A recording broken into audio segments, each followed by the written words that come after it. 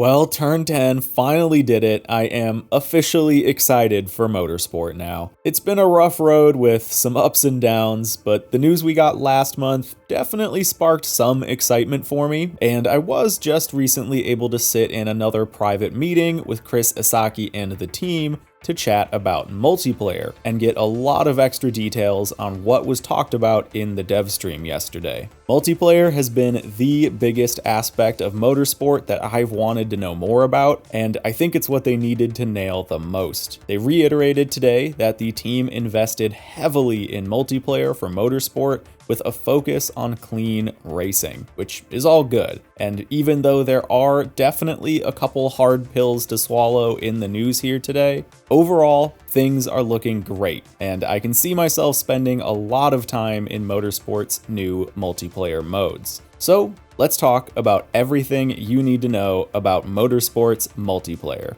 To start, there are basically two main PvP modes: featured multiplayer and private multiplayer. Featured multiplayer is basically a combo of the hoppers and leagues from previous motorsport games. The races here run on a live schedule with some rotating and some permanent series. And all of the racing here will affect your skill and safety ratings. We'll touch more on those later, but within this section, there are two main categories of racing: spec and open racing. Spec racing has me really excited. This is where we'll see permanent racing divisions like the Touring Car Series and GT Racing. These will always be here and will cycle through new and unique race events every half hour. Below that though, you can also see an M3 and Formula 60s race series. And these events will rotate out every week to showcase things like new one-make racing series or other famous racing divisions or eras. So you could, for example, see LMP1 racing one week, perhaps alongside a Mazda MX-5 series. And right now, we can see 4 total, but more permanent or temporary series could absolutely join the roster here sometime down the road. Now, all the cars that are going to be raced here are spec cars with set builds that have been balanced by Turn 10.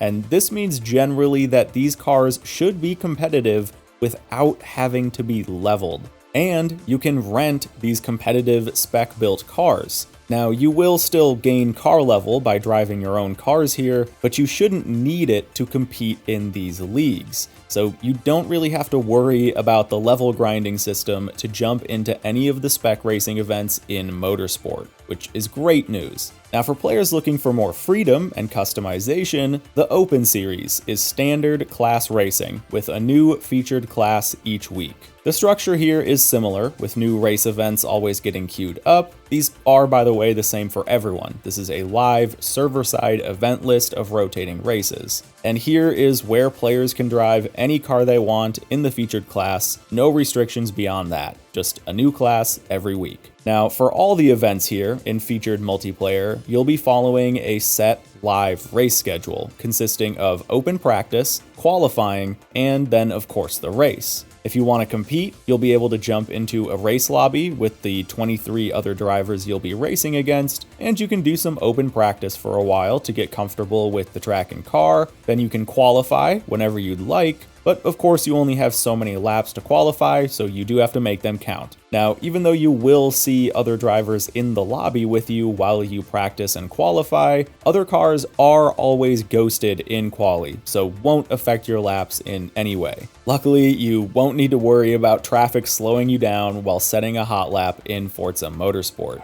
You can also set tires and fuel just for qualifying. So there is a strategy of running low fuel and a softer tire to qualify, and then maybe swapping to a harder compound and adding more gas for the race itself, which is really cool. I love the race strategy aspect here, and Turn 10 has also added an amazing quality of life feature here as well: the ability to skip a lap in practice or qualifying. This is actually huge. If you're qualifying and accidentally dirty a lap by cutting or otherwise going off track, you can now just hit the skip lap button and the game will skip that lap, putting you right before the start-finish line on a rolling start. This is a massive time saver and means that you won't have to bother with finishing out essentially pointless laps if you don't want to. So, of course, once you've gotten some practice in and set your qualifier to determine your grid position, all that's left to do is race. And what I love about this is that you are practicing, qualifying, and racing with the same lobby of drivers in each event. This is kind of what Turn 10 has been saying with that race weekend structure. It feels more real and connected. And Chris mentioned in our meeting that during their player testing, they found that running the events like this actually made the players race cleaner.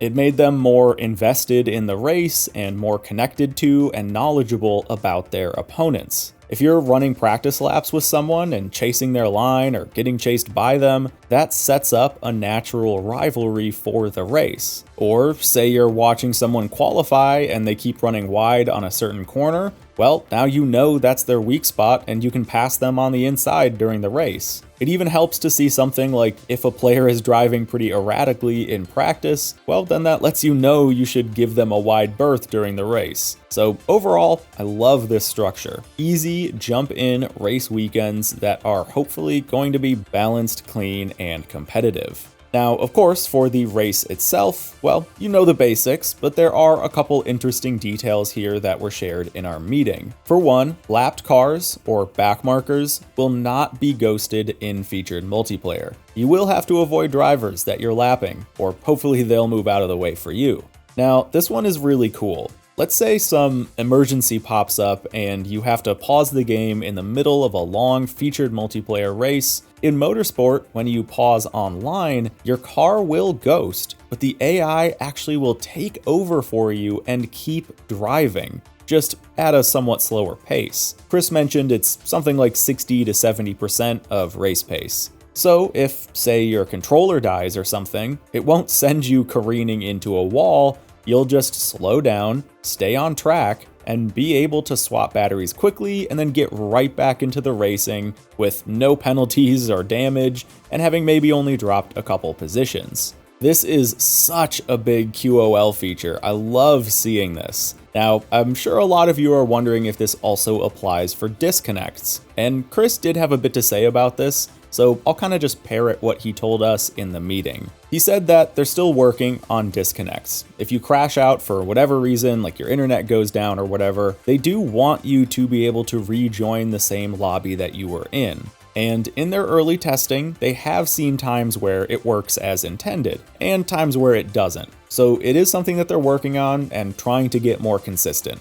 On top of that, on the topic of server stability, Chris said that, well, he doesn't have any numbers or anything that they can share. They have invested a lot into server stability and reliability. So great news across the board, some big hopes in there for sure. It's really just going to come down to launch time to see if it actually does deliver. All right, now let's keep talking about race stuff here and chat a bit about pitting. Some races in featured multiplayer will have no pits, optional pits, or even mandatory pits. You can swap tire compounds and add custom fuel amounts in the pit. So for example, you don't have to top up, you can just add enough fuel to get you to the end of the race. And the game does help you with this. You can see here the game lets you know to pit when your tires are shot, and it also has a fuel estimator to give you an idea of how many laps you can run on the amount of fuel you have left. Your pit time is also affected by things like tire swaps, fuel, and repairs too, so keep that in mind because there is some real pit strategy now to Forza Motorsport. This is great stuff all around, and just as a quick extra note here, this was a question asked in the meeting, there is no limit to the amount of tires you can have in a race. So long endurance races won't lock you to something like only 2 tire swaps or anything. And fuel level is actually calculated in the physics on a per car basis. So the gas tank or fuel cell of the real car and the actual amount of gas the car uses are all factored in here. If you need to save fuel, you can drive lighter and short shift, and that will conserve gas. There isn't just one set of fuel usage across all cars, so again, awesome news. And that's really all we know about the pit mechanics.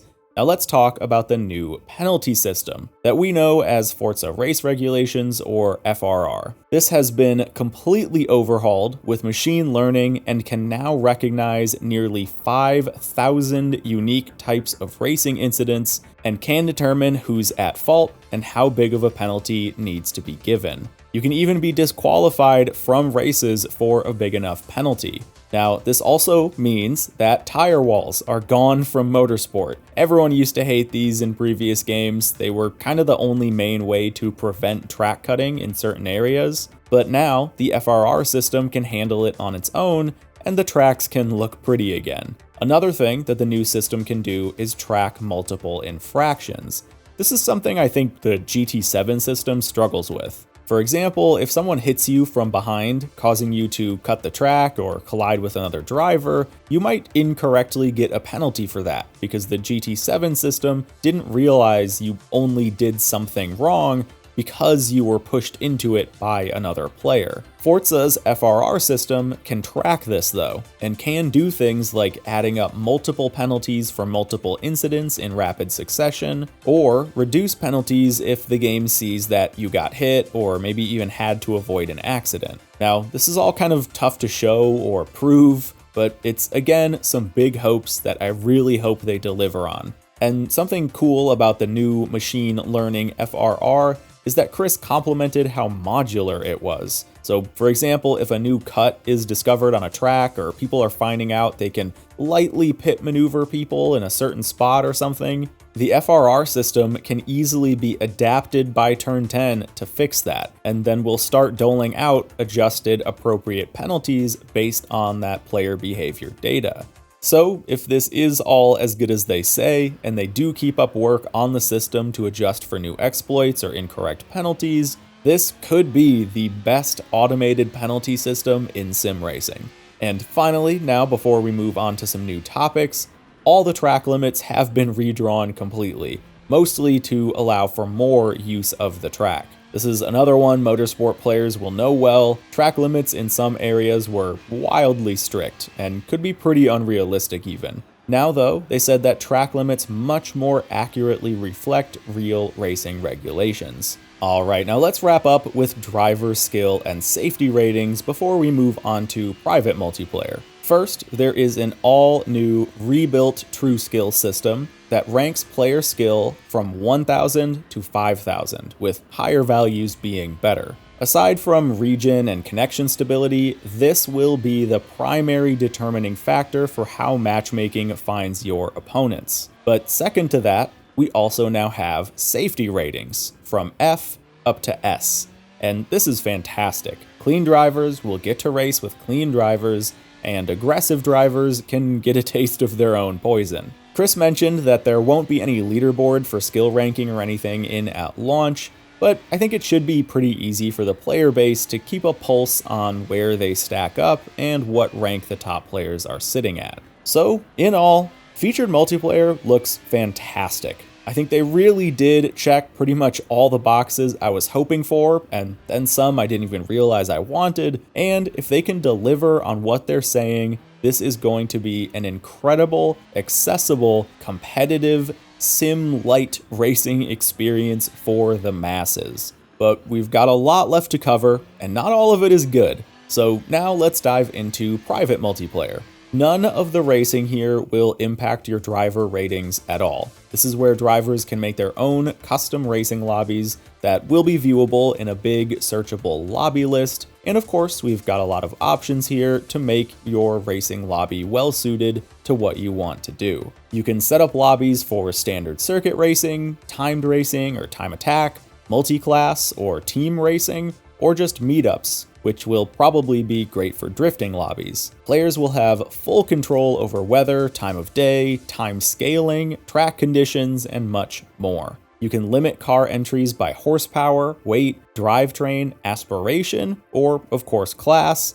You can lock camera POVs and assists, adjust damage and ghosting, even getting the option to turn on ghosting for back markers like we talked about earlier. You can set pit rules and adjust grid order. There's support for up to 4 teams in a single race, and you can even tweak the severity of the FRR penalty system with club, sport, and expert presets. You can even set these up solo without other people if you want a custom practice session or something. This is all awesome. But now it's time to start ripping off some band-aids. Unfortunately, there is no support for practice and qualifying sessions in these lobbies. You could, as a community organizer, set up a practice lobby, and then a quali session lobby, and then of course a race afterwards, but it's not built in and automated within the private lobby system. And that's a bummer. Qualifying especially is a huge part of custom competitive racing, and this just makes that process a little bit more challenging. On top of this, you won't be able to borrow the leader's car like you can do in Horizon, for example, which is a bummer for pick-up one-make races if not everyone has the car you want to race with. We also won't be able to adjust tire and fuel multipliers in custom lobbies at launch, meaning no mock endurance races with accelerated tire wear and fuel usage. However, Chris did say in our meeting that he hoped this would be something to come shortly after launch, and it is something they're looking into. So I think we can likely see this option in at some point. Now, you might be wondering if you can join multiplayer lobbies as a group. And this one is actually good news. There is group matchmaking in both private and featured multiplayer, which is so great to see. I love the ability to form up with a group and take on some online races. And if the people you're grouped with all have varying skill and safety ratings, the game will know to average these out when picking a lobby for you. And guys, we've got one more PvP band-aid to rip off, and it's an ugly one. There will be no spectator mode at all in Motorsport at launch. Let's explain a bit why. First off, the old spectator mode was kind of rubbish and meant that drivers had to take up a spot in the race in order to spectate. Turn 10 didn't like how that worked, so it was cut. Now, they are hopeful about releasing a new, better spectator mode post-launch, and Chris actually gave some exciting possibilities for it that I don't think I can talk about here, so I won't, but I can say that we are likely getting a revamped spectate mode, hopefully not too long after launch. This is a huge feature that player-run competitions need to provide quality casting, content, and race control to their leagues. So I really hope this is a high priority for the team. And finally, before we shift back to some good news and wrap up the video, we've got one more tough bit of info. We won't have split screen in Motorsport either. I know for some, maybe even most, this is basically a non-issue, but a dedicated portion of the player base really does love and use split screen, so I know that this one will sting for a couple of you out there. But alright, now let's get back to some good stuff here and wrap up by talking about Rivals. It's back. Rivals in Motorsport will be spec time trials on set tracks and conditions, and then there will also be open time attack mode, which is just sorted by class. Nothing too crazy here, but they did mention that they'll have a new, easier system for selecting a training ghost or rival, sector timing will be available, and that skip lap feature will also work here in Rivals, which for time attack players is, again, a huge quality of life improvement. That alone can make Rivals so much more of an enjoyable experience. And folks, that is just about everything we learned about multiplayer in the live stream and through my private meeting. Now, over the past few days, Forza socials have been dropping some more car list and track confirmations, and we actually got a bit more of that here today. Alongside some new confirmed cars, Grand Oak was revealed. This is a fictional racetrack new to Forza that's designed to be wide and flowy to allow for some good, clean racing. And Chris mentioned on stream that it takes some inspiration from VIR as well, which I will say potentially means that we won't be getting VIR anytime soon. Maybe Grand Oak is meant to kind of be its spiritual successor. But with that, folks, that is all you need to know to get caught up on motorsport news. thank you all for watching. I'm really curious how you all feel about everything that was talked about here. I think we've got some huge wins and a couple big L's, as the youths would say. So I want to hear what you think. Let me know in the comments. Thank you for watching, and I'll see you in the next video.